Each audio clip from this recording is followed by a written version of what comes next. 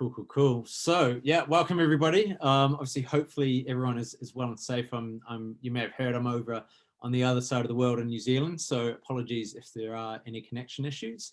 But tonight's workshop is on capital raising, so it's an extension of the previous one. A bit of housekeeping. The workshop will take about 50 minutes, and then we have about 10 minutes for questions. You can click the Q&A button if you do have any questions as well. And I'm joined by Sascha Silberstein. Is that correctly pronounced? Hopefully, Silberstein. Silberstein, yeah. And Simon Halberstam, he'll be joining probably a little bit later from SMAB, and they're our legal partner. But Sascha, do you want to maybe say a few words about SMAB before we kick things off? Yeah, sure. Well, hi guys, and good morning to everyone in the UK, and good evening to everyone else in the Southern Hemisphere. So I am an associate in the commercial team at Simons Muirhead & Burden, or SMAB or SMB. We are a, I suppose, full-service law firm based in the West End, with all sorts of different departments. I'm in the commercial department, which is one of the bigger ones, and I sit in both the corporate team and the sort of commercial tech team, which Simon Halberstam heads up. So I'm somewhat of a hybrid lawyer crossing both sides. Today's talk is obviously very corporate, but also at the firm we have quite a strong media department, music department, litigation, civil litigation, family and employment and property. So we sort of cover a whole spectrum of things and all sorts of interesting work across everyone. So we're a good fun firm. Certainly in our corporate commercial department, we cover things, we do a lot of work with startups, all the way up to companies successfully selling their business and being acquired for millions and millions of pounds. So sort of we kind of cover the whole journey from the beginning to the very happy exit. So that's certainly I suppose a great part of our team is we can kind of see it all and have experience in it all and try and stay competitive. And we're also a pretty good fun firm as law firms go. Cool. All right. Well, thanks, Sascha, the introduction. Let's go to the next slide. So, yeah, to kick things off, who can I raise investment from? Some of you probably are familiar from this slide from the last workshop we ran.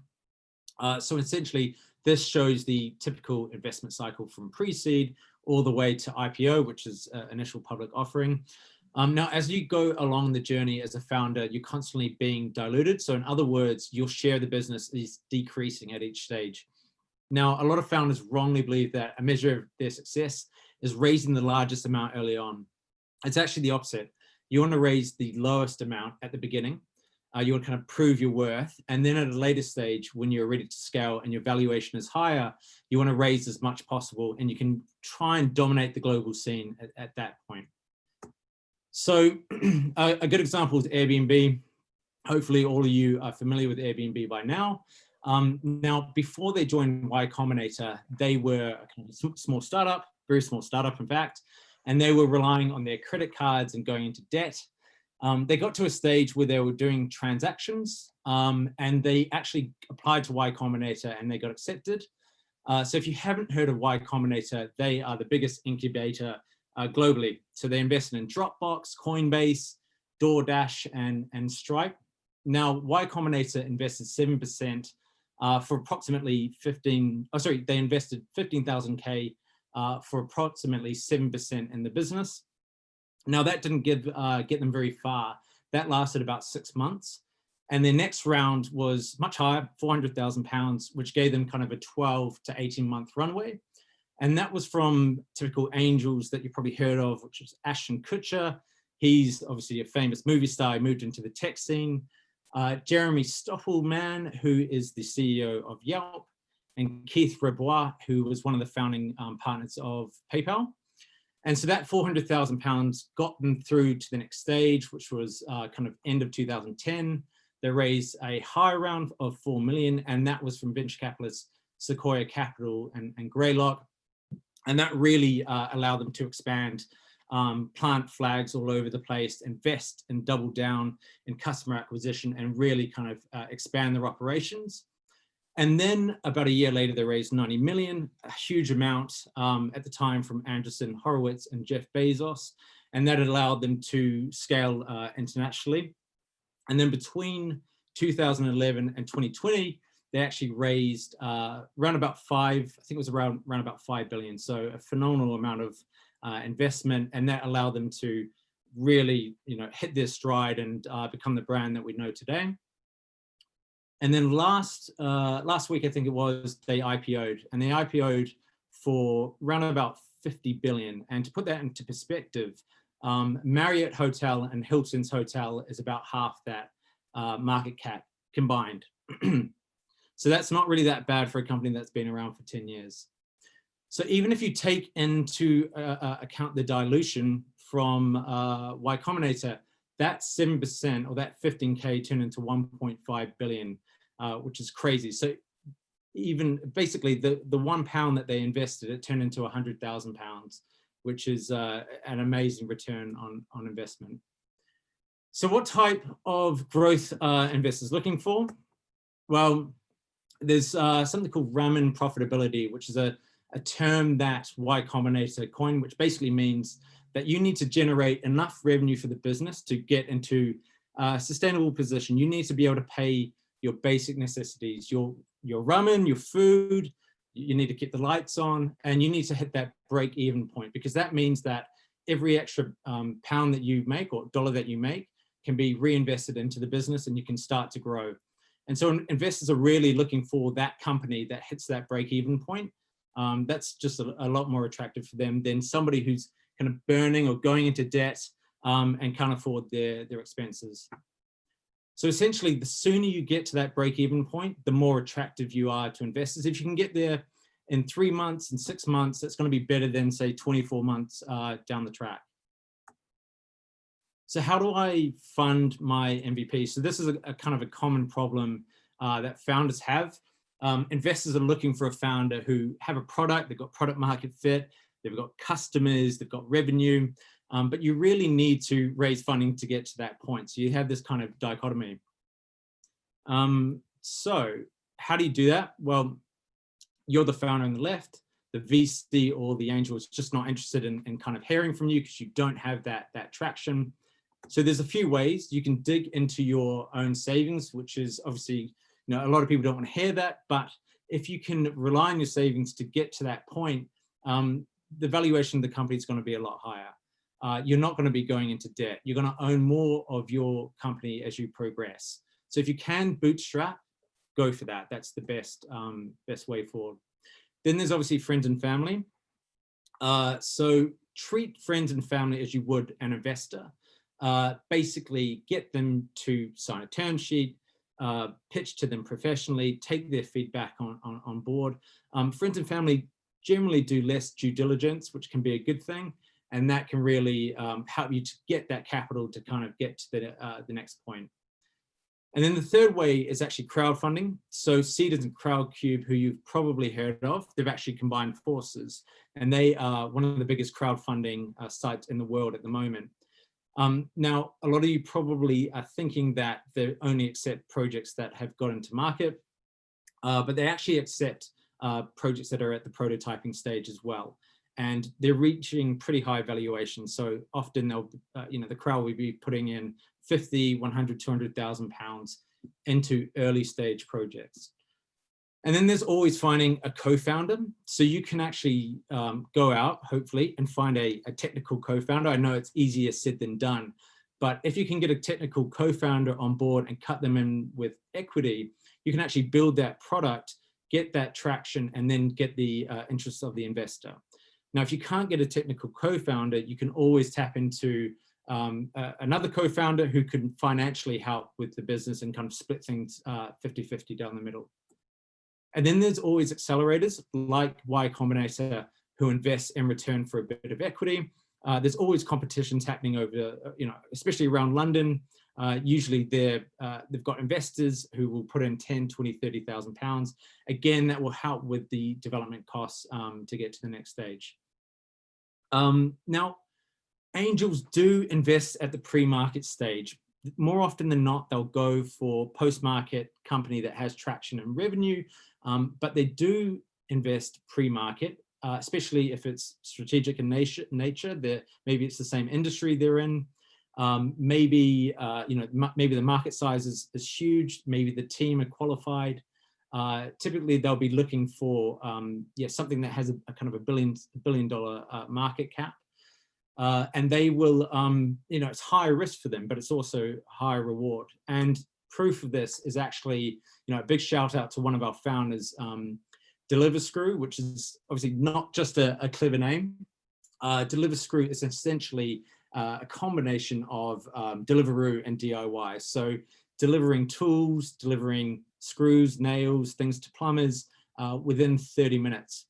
And so we built the prototype, we got the landing page up, they ran the focus groups, and they actually took the feedback from the focus groups on board. They tweaked the business model. They really validated the idea around about that stage. They reached out to the merchants and signed up merchants, partnered with merchants around London. And they ran some social media test campaigns. And this one down the bottom is quite clever. It's a guy kind of opening a pizza box and dishing out tools. And look, their social media has been so successful that they've managed to get over 1,000 pre-sign-ups without kind of giving out any credit or anything like that Uber does.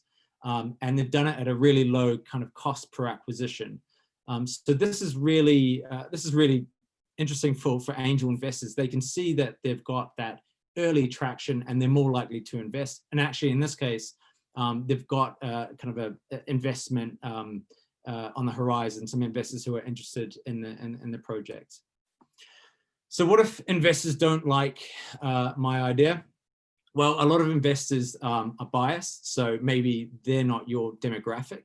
That could be one thing. But really, numbers speak louder than words. And if they can see that you've got that early market traction, maybe you've got those early signups, maybe you're generating some revenue, they're more likely to invest in the idea. Now, if they don't, just take that feedback on board. You can adjust the product if necessary. You can refine the pitch deck. And rejection is normal. You don't really want to give up. You want to keep speaking to investors as much as you can. And a really good proof of this is actually going back to the Airbnb example. Airbnb investors, this is a year before they joined Y Combinator. Airbnb investors actually said no around about 20 times.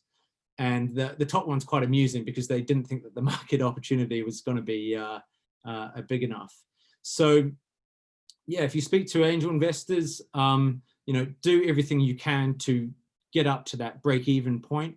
If you can't, demonstrate that you've got a bit of traction, show that you've got some signups on your website, show that you've got some partnerships across the line, and you're more likely to secure that early investment. So over to you, Sascha. I think you're going to talk about the capital raising and equity raise, and the capital raise process. So do you want to walk you through? Yeah, how about you walk me through this, because I can't share it. I suppose I think some of the buzzwords and terminology Matt has probably covered even better than I would, so we'll go through those very quickly. This is a little bit of overlap, but I suppose what I want to cover for you today as a corporate lawyer really is the sort of legal process that you should expect once you nab the elusive investors. Then what comes next in terms of making it official, getting the documents in place, etc. So let's go to the next one. Next slide.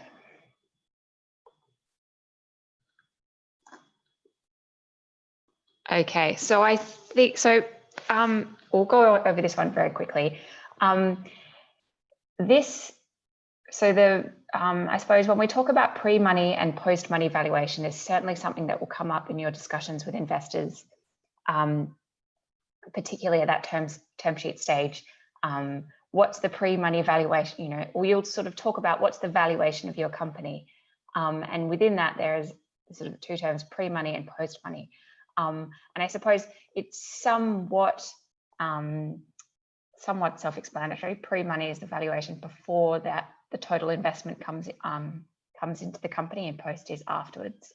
But I suppose it becomes important when you're talking about how much of a percentage that the investor is going to receive. So in that little sort of worked example there, if you are saying that the investor is going to have 10% of the company for a £100,000 investment, that is your sort of, it's implied then that the post-money valuation is £1 million. Pre-money is 900,000.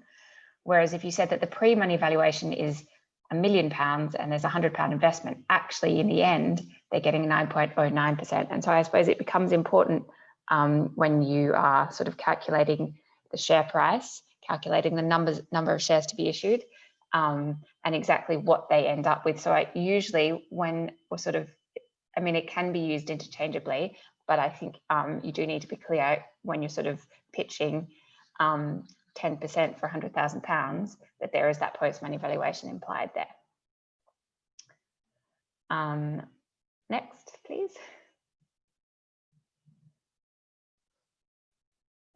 Okay, so and then the next, this one was sort of covered earlier, really sort of what to expect by the from the different names of the rounds of capital raises. Again, there's no sort of hard and fast rule as to what angel round, or series seed versus series A in terms of how much money you would expect to be received, you would expect to pitch for. It can very much vary, but obviously angel is sort of those individual investors. Series seed is usually your first round of institutional investment. Series seed A, B, C is just a sort of a way of doing saying the capital raises beyond the series seed. If you would still say that you're kind of early stage, often pre-launch or perhaps launch but pre-revenue, depending on the type of business that you're running. Series A and Series B are obviously much greater, and usually would imply a real sort of shift in your sort of market. Usually, obviously, it's around usually in the millions or tens of millions, but I've certainly seen various businesses define their round, even if it was about about £2 or £3 million as their Series A. So they're kind of interchangeable, but I suppose you'll sort of see that out there. Okay, all right. So this is really about how there are usually two types. I mean, there's many ways of structuring a capital raise, but there's sort of two main ways that you'll see. The most predominant way of raising capital is what's called an equity raise, which is quite a straightforward. The investor gives your company cash, and the company issues shares to that investor in exchange for the cash. Once that money goes into the company, I suppose that's the extent of the investor's risk, as well as the company. The investor can't say, I want my money back, unless the company happened to be in breach of particular warranties, et cetera, if you had particular conditions. But in general, that's, I suppose, in many ways the safest way, because obviously investors are taking somewhat of a risk, particularly in startups. But that money is in the business, and then the money belongs to the company, and they can use that to start developing the product. A convertible note raise, on the other hand, is what that sort of means is that you will have an investor will give money to the company, which is treated as a loan, which means under certain conditions it may be repayable, but that it will convert into equity, into shares, at a later date. I'm not sure if many of you, we've certainly been working quite a bit with many participants in the British Business Bank's Future Fund loan scheme, which has been sort of one of the sort of COVID initiatives of the British government. And that has been on a convertible loan or convertible note basis. I think one reason that convertible notes can be certainly quite useful is for bridging rounds, if you sort of need some cash from investors, but you're not quite ready to commit to a particular valuation at which the shares will convert, and you think that you might be able to get bigger institutional investors down the track, perhaps at a higher valuation, then it's sort of typically it might work like that. You might get a maybe it's £100,000, £200,000, which will then convert when you get the £500,000 from the institutional investors in about a year's time. And I suppose you're betting on that. But if you don't receive that investment, that the investors that came on board with the convertible note might convert at a lower valuation, which means giving away slightly more equity. But it's kind of a useful tool there that you sort of, particularly for bridging rounds. Next, please. Okay, this is just an important point just in general. I think Matt did cover this as well. It is a very common misconception that when you are raising capital, I suppose, say if you're a founder, that you have 100% of the shares, and say you own 100 shares, and if you're giving an investor 20% for their money, you're not transferring that investor 20 shares from your 100 shares. What you're doing is creating new shares in the company, which has the effect of diluting your proportional holding, but your number of shares does not change. So I suppose that the company has the ability to continually create new shares in itself, obviously subject to particular resolutions, which is why the percentage holdings change, but not the numbers, unless you actually did a transfer. And I suppose it's important to sort of see it like, if you were doing a transfer, if you were transferring your shares to an investor, they would be paying you the money, as opposed to the fact that you're raising money for the company itself. So the money should go into the company, not into your pocket. So that's the sort of, that's, I suppose, an important concept to keep in mind. Next slide, please. Okay, so the process of capital raising, I suppose, quite broadly. So obviously the first step is find yourself some investors, whether that's going out to events, having good introductions, whether that's at an accelerator, a competition, all of those other ways. Once you sort of are in that place of like, okay, we're raising some capital, very important to sort of start thinking about how can you get your house in order. Actually, I'm just going to go over these quite quickly because there'll be a slide for each. Getting your house in order, negotiating the term sheet or the heads of terms. Once that's all settled, preparing the long form documents. Preference shares will form sort of part of that, or particular rights that you're granting to the investors. Once you've got all of those long form documents settled, there will obviously be particular resolutions and consents, which are sort of the corporate regulations required so that all of the shareholders and the company have approved that raise. Then you go to signing. And then once that's done, corporate filings, issue the share certificates, they give you the cash, it's all done. All right, let's go on to the next slide, please. All right, so when I meant get your house in order, typically, depending on how early stage your business is, the due diligence process is not going to be that extensive in the same way that if you were selling the company because you've become very successful and you're being bought out for millions of pounds, where there would be quite an extensive due diligence process. Nevertheless, investors need to have some idea that it's a sound business. So they're going to want to make sure that things are in place. One of the most important things, particularly in tech, all businesses actually, but mostly in tech, is the intellectual property. That's obviously a huge part of the value. So ensuring that all of that intellectual property is owned by the company is pretty critical, and that's probably one of the first things they'll be looking at, other than the accounts and the books. So checking that everyone that's ever worked on the business, so particular contractors, developers, have that their intellectual property clauses in their contractor agreements, ensuring that the company owns all of that IP.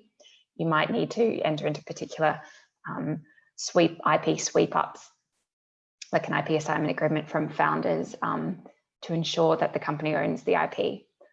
I suppose, yeah, on the due diligence process, just making sure that you have everything in a sort of organized, accessible place, usually a sort of online data room should make that process quite easy. And then make sure all of your corporate and accounting filings are up to date. Next, please. All right. So the term sheet, also known as heads of terms, letter of intent, MOU, they're all kind of the same thing. Basically, this is your negotiating tool. So I've certainly seen the term sheet be used in sort of varying levels. Some people sort of like to just have a really, really basic form term sheet, but I would probably express a preference for having quite a robust term sheet, because the more that you have agreed in that term sheet, the easier it will make drafting and agreeing and finalizing the long form legal documents, which actually make which actually formalize the investment. So the term sheet's the negotiating tool. It will set out the terms of the investment and then the terms of the corporate governance, articles of association, shareholder agreement, etc. So as well as obviously, okay, you're investing £100,000 for 100,000 shares or whatever that might be. It will also summarize, okay, as an investor, do you get a director appointment right? Are there particular decision-making rights here? What are the preemptive rights if the company is to issue new shares? All of those little things there, you want to agree at the term sheet stage, because it's where you have those discussions. And I think also you want to try and make this capital raise as efficient and as affordable as possible. The more that you can negotiate commercially, I suppose, with some assistance from lawyers at this stage, the less money you'll end up spending on lawyers. If we have to battle it out on the long form documents, if things aren't fully negotiated yet, it's going to take a lot longer and it's going to cost a lot more on legal fees. So next slide, please. All right, so once you have, well, it's a little bit unclear, but I'll talk it through. So once you've got that term sheet, once the term sheet's all sort of settled, or more or less settled, as settled as you can, and you just want to get onto those long form documents, the documents that you'll typically see are a share subscription agreement and a shareholder agreement. And actually, often in the UK, they are more than likely going to be combined into sort of like a share subscription shareholder agreement combination document, or also known as an investment agreement. And basically, they're relatively straightforward documents, in that the share subscription agreement sort of sets out the number of shares to be issued to that investor for the cash, and how and when that money is being paid. It might be in tranches, etc. You might grant the company, and the founders particularly might give particular warranties as to the state of the company. I think you'd probably want to negotiate relatively limited warranties, because particularly if the company is pretty young, and sort of recognizing that the investor is taking a risk, but giving warranties as to the fact that the company owns the intellectual property, that as founders you properly own your shares, the shares being issued to the investor are valid and fully paid up. Sort of really basic, sort of fundamental warranties, they're often known as. The shareholder agreement is what And that probably combined with some tweaking to your articles, which is sort of like the two sort of joint corporate governance documents, is what you'll sort of talk about how decisions are made. And I think once you start having investors on board, it is pretty standard and I suppose reasonable for them to want to negotiate particular protections, which might mean that they want to be involved in some of these sort of critical decisions of the company to protect their investment. So, for example, the company can't just wind up themselves without the consent of the investor, or dramatically changing the business of the company. Look, the investors invested in the company running a particular business, and on that basis, so if you are to make sort of any major decisions like changing the business, they're going to want to have a say or some kind of veto right over that.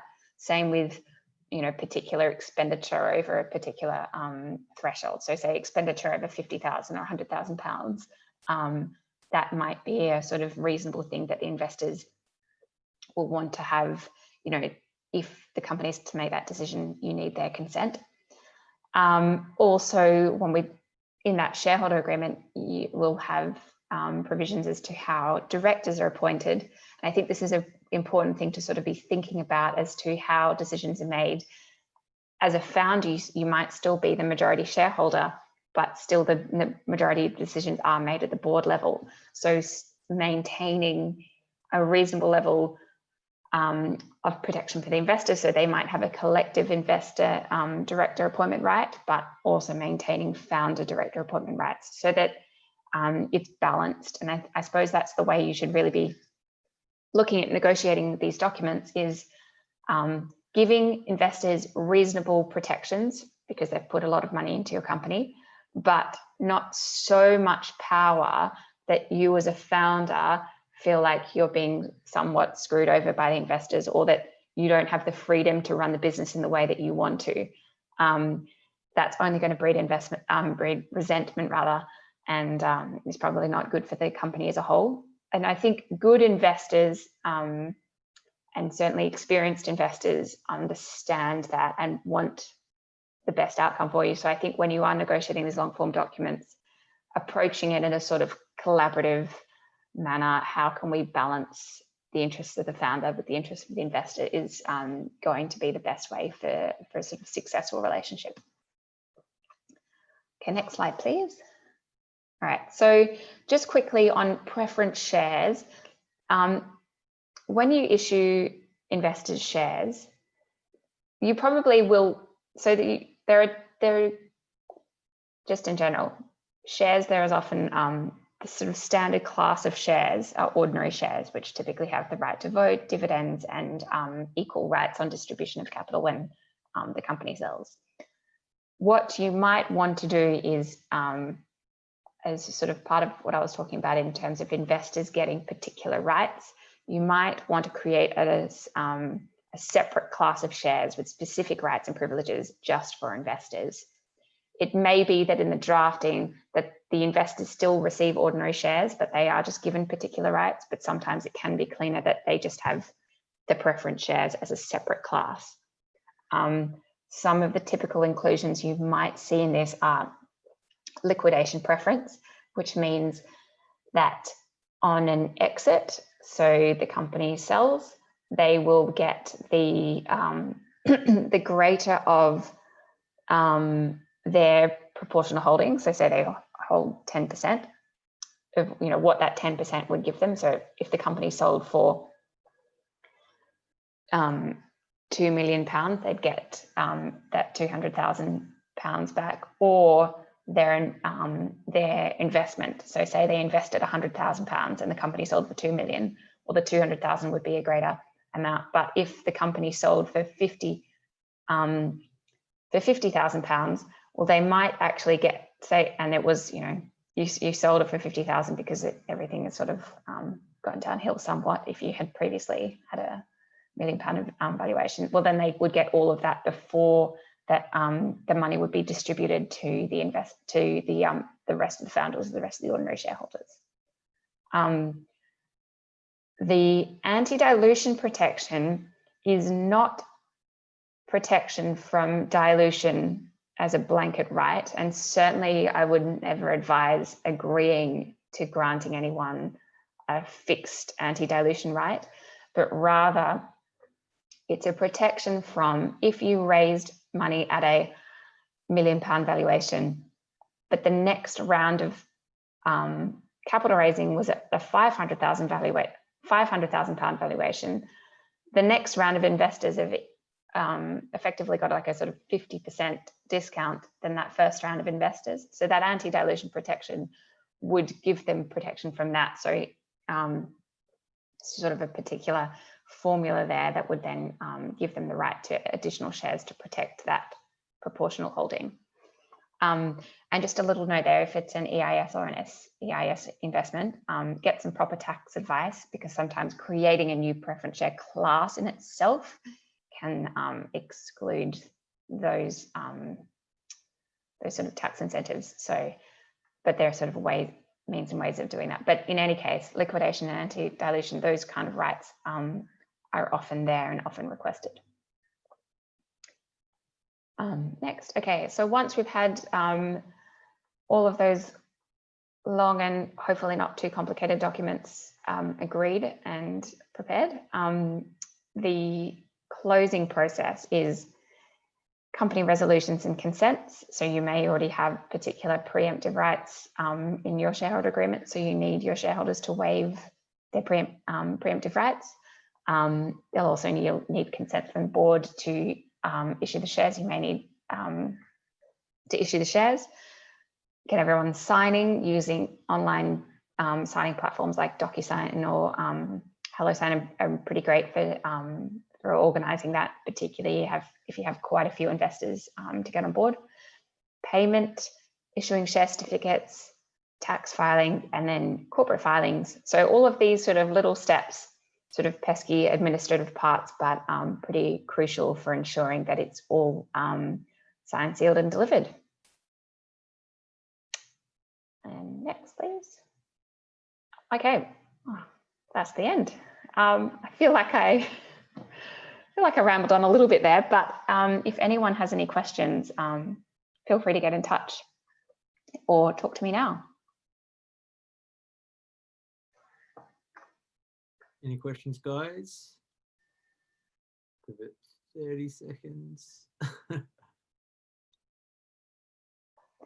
Certainly appreciate there's a sort of a lot to digest there. I kind of sped through it. But I think the hardest part is getting the investors. And then it's then it can be straightforward from there, particularly if you have good advisors.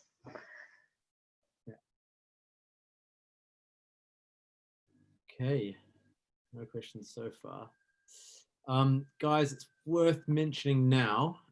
So towards the end of February, or could be early March, we're planning a kind of a pitch competition. So there will be a few panelists, there'll be some investors. So if anyone wants to take part in that, just pop myself an email. So it's mb@hyperhq.com. Each participant will have about 30 seconds to pitch their idea, and then we'll pick the top 5, and then they come back on and they pitch again, and then the top 3 will receive prizes. So if that does sound of interest, yeah, we're looking at the end of February, date to be confirmed, but we will let you know. So feel free to pop me an email. Cool. Okay, it looks like nobody has any questions, but if you do have any questions, pop an email to Sascha or myself and we'll do our best to answer it. There is just a question about the copy of the presentation. Matt, I'm very happy for you to share those slides. Yeah. Cool. Yep. We'll definitely send them over. Cool. Fantastic. Under 50 minutes. Great. Thank you so much, Sascha. And yeah, thanks everybody for joining. Great. All right. Thank you very much for having me. Bye-bye. All right. Bye.